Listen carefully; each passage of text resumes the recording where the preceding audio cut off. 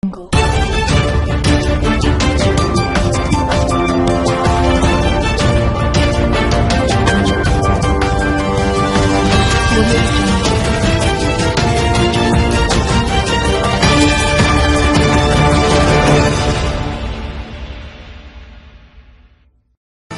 the U.S. national headquarters of RT America, hello again, everybody.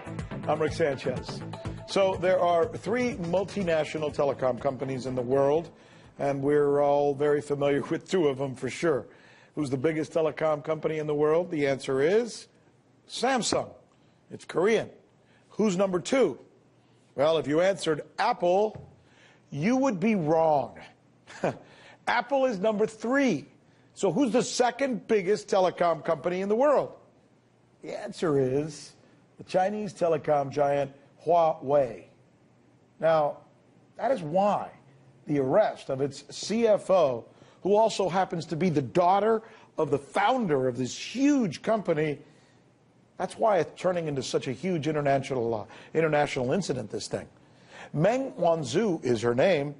She will have a bond hearing at some point today in Canada, where she was arrested at the behest of the United States and will now be extradited with, according to Bloomberg News, the support of the White House. The fact that the United States would arrest one of their citizens has China furious, as you might imagine. Here's the official statement from the Chinese embassy in Canada following the arrest. They're saying, quote, "At the request of the U.S., the Canadians arrested a Chinese citizen who was not violating any American or Canadian law. The Chinese side firmly opposes and strongly protests." And the Chinese, by the way, are also calling the arrest a violation of human rights that must be corrected immediately. There's more. Here is what the Chinese Ministry of Commerce is saying about what the U.S. did. We are seriously concerned about the report. The Chinese government always encourages Chinese companies to follow the market principle and international rules and respect local laws and regulations when carrying out investment and cooperation overseas. That's the spokesperson, by the way. Now, the U.S., by most indications, is punishing Huawei for selling communications equipment to Iran. But Huawei company officials are saying that it has been provided so far very little information regarding the charges and is not aware of any wrongdoing. That's what they say. So the question is, where is this going to lead as the world's two largest economies dig their heels in what could become an escalating international incident? I'm Rick Sanchez. This is RT America, where it is time to do news again. We begin, as you might expect, with this story of the U.S. and China and the tensions between the two superpowers. This is a story, by the way, that could affect the entire planet from both an economic and a geopolitical standpoint.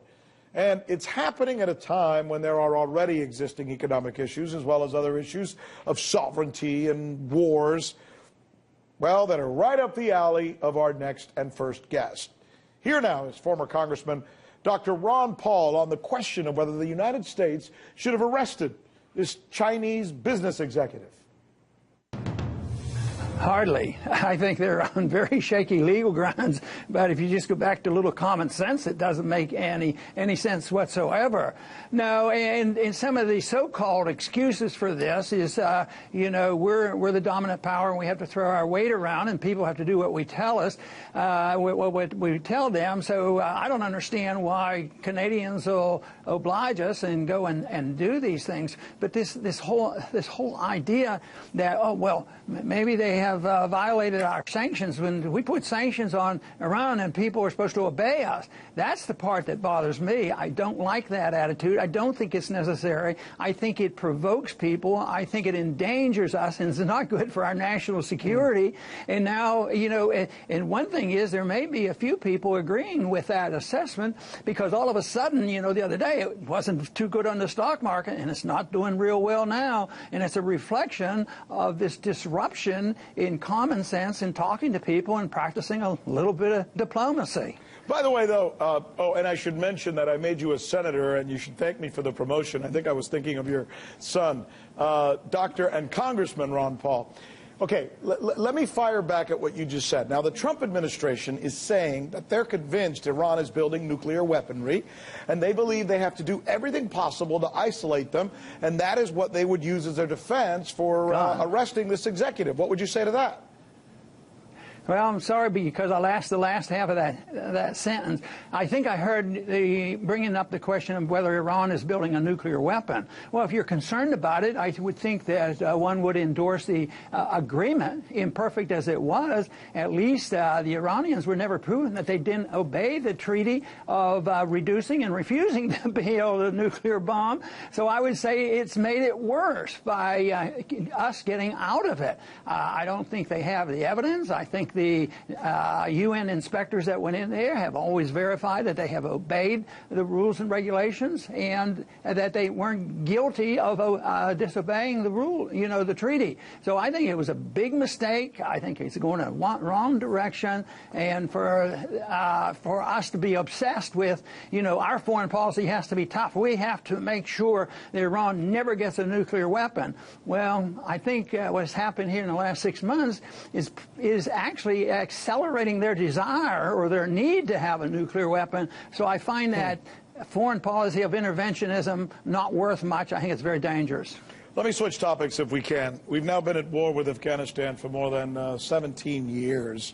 And Mr. Trump recently blamed Pakistan, in fact, for not helping us enough. Here's what Pakistan's Minister of Human Rights said today. I want you to take a listen and then respond on the other side. Here she is. The problem with the Americans is that their policy has been exposed to being wrong. Their policy has failed. Their military approach has absolutely failed. There is more chaos, there is more terrorism, there are more deaths now in Afghanistan than ever before, despite a heavy NATO and US military presence. So the Americans have realized what we had realized a long time ago, that at the end of the day, you have to come to the dialogue table to bring about peace. What do you make of that? Well, I think it's a great statement, and what she is actually saying is, in a very subtle way, describing the foreign policy that our institute promotes, and that is a policy of foreign non-intervention and mind our own business. Stay out of there. Don't put sanctions on people. Don't throw our weight around. Don't put our military up on the borders of Russia, and all these things which just make it worse. And then when you get involved in, Pakistan and India and Iran and Iraq, we who follow this non-interventionist procedure, we've been arguing the case, why are we there? And I don't think you can get a better manager and solve the problem. It isn't a lack of a good manager, a good military manager. It's the fact that the policy's wrong, the policy of interventionism. They say, oh, that's isolationism. It isn't isolationism. It's addressing the people around the world in a friendly manner, in a manner of trade, and that's why we don't like all this protectionism and sanctions. We want to talk to people. We want more freedom of movement and sharing of trade and all these things, but I think it's tragic in the way we're going, and unfortunately it's a foreign policy. It's Donald Trump speaks out loudly about it, but believe me, the foreign policy of intervention has been around a long time, and just think of what we have done in the United States since World War II. We don't even follow the basic premise that our governments aren't supposed to go to war unless the people endorse it through a vote in the Congress. We don't do that anymore. So we have gone way out of our way to look for enemies. I think it's a tragedy. I think it will do us harm, because I think we'll be like all other empires.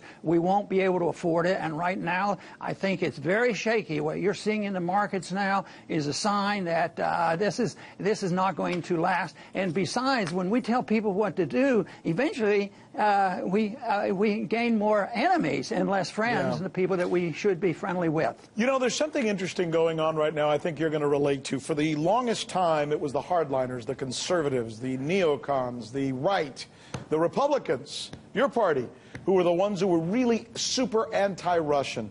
Then after the Trump election, it seems like the left has become extremely anti-Russian for some obvious reasons. And now it almost seems like because the left is being anti-Russian, the Trump administration is having to be anti-Russian. It's like the perfect storm, right? Like a trifecta. Here's a response today from a Russian official reacting to the United States threats of getting out of one of its treaties. Take a listen. One gets the impression that the ground is being laid for the eventual termination of START 3. The US has identified a certain missile and claims that it was tested at a distance prohibited by the treaty. Our data says that both the distance and the conditions of the test were in accordance with the treaty. What do you make of the anti-Russian environment and the comments by Lavrov today, wondering why the United States is wanting to get out of one of its START treaties? Well, he makes more sense than sometimes what I hear in my own country, because we just don't need to be doing those kind of things and not going around and provoking and being involved. I think it's tragic about what NATO's doing in Eastern Europe. This is a problem. So I think that we're just going in the wrong direction, and that someday we're going to wake up and we're going to find out that we're going to have to change our way, because not only will this policy fail and it will make more enemies and friends, we're going to go broke. Technically, we're already broke, but someday they're going to give up on us as a powerful nation. Now we have the military and the financial power, and we have no sense that we have some responsibilities to at least be reasonable in dealing with other nations. We're just going around to show them how tough we are. But I'll tell you what, we should be more cautious, and that is why the Institute for Peace and Prosperity that I have works for trying to find some peaceful solutions, and one of non-intervention and openness and travel and talking to people. I used to talk in the presidential campaign. You know, there are a lot of diplomats in our State Department. It's about time we started using them, but we don't seem to do it. We have a lot of noise. One thing we can't figure out is, you know, Trump says some things and he wanted to be friends with Russia, then all of a sudden he ended up with a bunch of neocons in his administration. So that's a real quandary for me. Well, you know what? It's always a pleasure having you on, Congressman, Doctor, and it's good for you and I to have this conversation once again. Look forward to talking to you again. Hey YouTube, thanks for checking out our channel. We hope you enjoyed the video. We have tons of content for you just like this. For more of RT America's one-of-a-kind news and analysis, be sure to subscribe and never stop questioning more.